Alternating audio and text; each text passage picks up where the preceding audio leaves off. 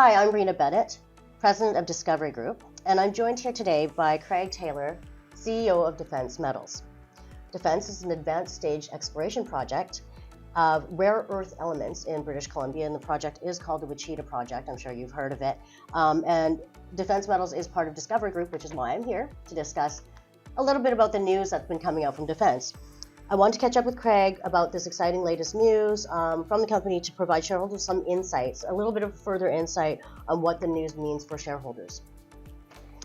So this morning, Defense announced the appointment of Guy Destellier to the board of directors. Why is this significant for shareholders? Guy is an experienced mining executive. He's an experienced financier. He's got a degree in engineering and economics with honors. His family owns 1/3 of Solvay, so they're a significant shareholder in Solvay, which is one of the largest processors in Europe.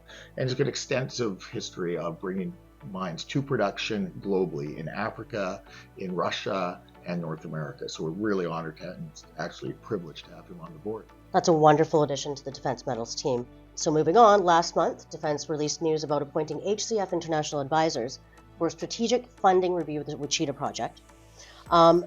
Who exactly is HCF, and why is this an important relationship for Defense shareholders? Okay, HCF is it's financial analysts out of London, and they've worked with Arafura, especially. They funded them to the tune of about $2 billion.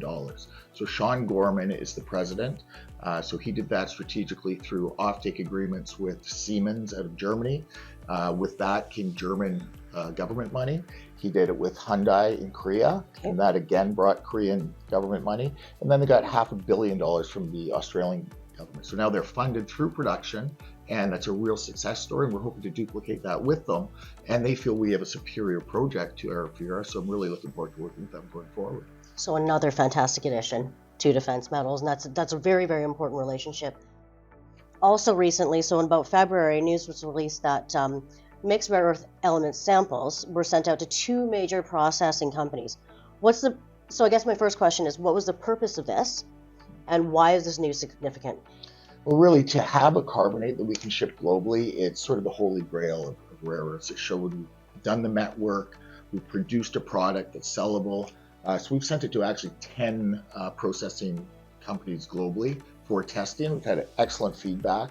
We're currently in discussions with all of them, and we'll end up partnering with 2, maybe 3, given the size of our deposit. So it's very significant, and those discussions continue. Fantastic. So lots has been happening, and we know that Defense is working toward releasing the PFS this year. So can you give us an update on the progress of the PFS and what may be expected as a result of the PFS? Yeah, PFS is going to be wonderful in that we've already got some initial feedback from Hatch. We put out some metallurgical results. We have a 50% concentrate now, which ranks as second globally behind Mountain Pass. We're excited about that. We're working on the economics right now. We're on schedule. It's due to come out. The news will come out about mid-May, and then the report 45 days after that. Okay. But it's all looking really, really good. I think we're going to have a wonderful report, and we'll move forward from there. Okay, so the concentrate was upgraded to 50%, right? Makes that the second best in the world behind Mountain Pass and Mountain Pass materials. Tell me about Mountain Pass a little bit, just because there's a lot of conversation around Defense Metals and how it kind of compares or to Mountain Pass. So what is the market cap, for example, and what is ours, and how does that speak to the potential of Defense Metals?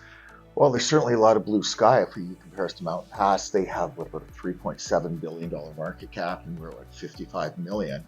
And so our output's going to be about 3/4 of what they output. And we've got a 20-year mine life. And, potentially in the future, we could partner with them. They're 20 hours due south by rail. They have a separation facility that can take our carbonate. We've confirmed that. So yeah, there's a lot of upside, blue sky potential for Defense Metals, given that we are so similar to Mountain Pass, and they're the only producer in North America. So we'll be the second. And governments are looking for onshoring. So they want processing and deposits all in North America. The DOD's made that clear, the Canadian government's made that clear, and the DOE. So we're well positioned to be the next producer and take advantage of government funding going forward as well. Fantastic. And I think that there's a lot more education and information that we can put out to let people know about what the government is mandating as far as rare earth elements goes. And we can talk about that another time, but we did want to give this update. So very exciting times for defense metals. 2024 looks like it's going to be a very transformative year for defense. I want to thank you, Craig, for catching up with me and you know, giving me kind of the layman's layout of everything that you've been releasing. And I also want to encourage anyone with any questions to reach out to Defense either by phone or email. They're available anytime. Thank you very much. Have a great day.